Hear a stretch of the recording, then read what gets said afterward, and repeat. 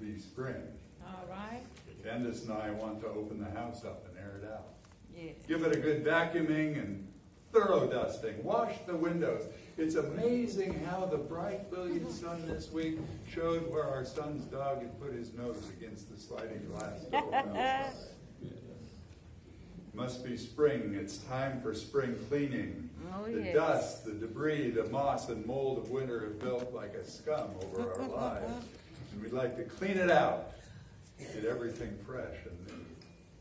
It was springtime when Jesus went to Jerusalem and entered the temple. There were lots of good, faithful Jewish people there wanting to celebrate the Passover in the holy city, in the temple of God.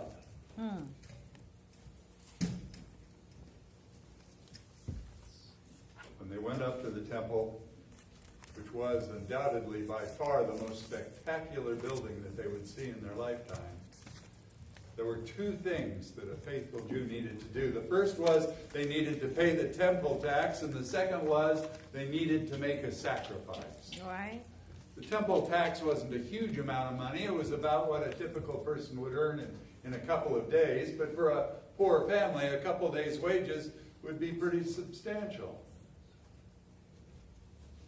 The problem was it had to be paid with ritually pure coins.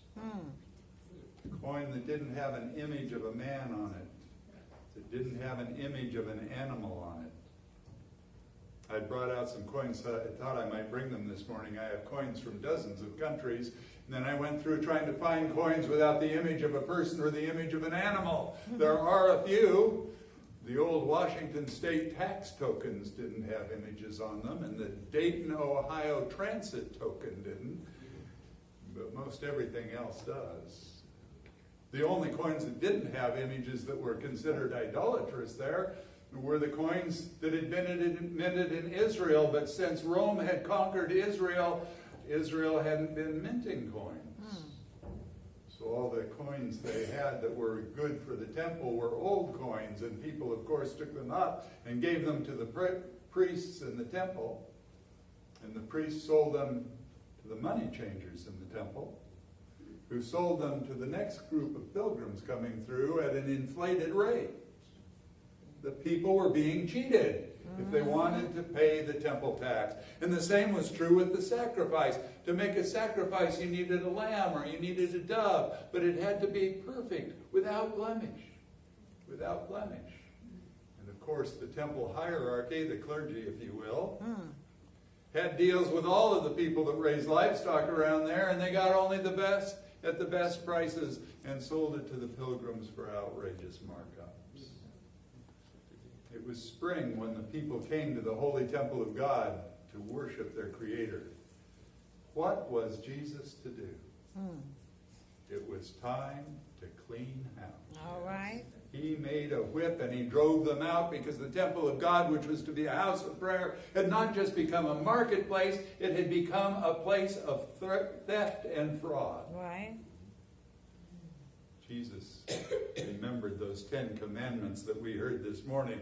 You're to have no other gods before me. You should have no graven images. You should not take the name of the Lord your God in vain. You should remember the Sabbath to keep it holy. You should honor your father and mother. You should not kill. You should not commit adultery. You should not steal. You should not lie. You should not covet anything of your neighbor's. Why do we read this now more than 3,000, maybe 3,400 years after it was written down? So much has changed in the world, we don't need that anymore, do we? Knowledge has changed, medicine has changed, science has changed, technology has changed, politics have changed, but human sinfulness is pretty much the same. All right. Idols back in those days were little statues. Our idols today are 50-some-inch television sets. Cars with all the whistles and bells. Engagement rings with a rock that gives you a sore arm from carrying it around. I didn't curse my wife with one of those.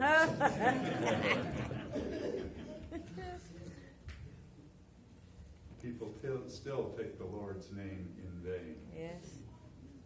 they still dishonor Yes, they father do. and mother. Mhm. They still steal and lie and gossip, falsely accusing others. It's time for spring cleaning in our lives. Mhm. That's what Lent is about. Lent is taking these 10 simple commandments. You can count them on your fingers and casting out everything that is not in harmony with them. I invite you, my friends, to grasp the 10 commandments, to find the places where you're cheating, where you're gossiping, where you're coveting. Drive those things out of your life and prepare to receive your risen Lord on Easter morning, pure and holy again. Amen. Amen.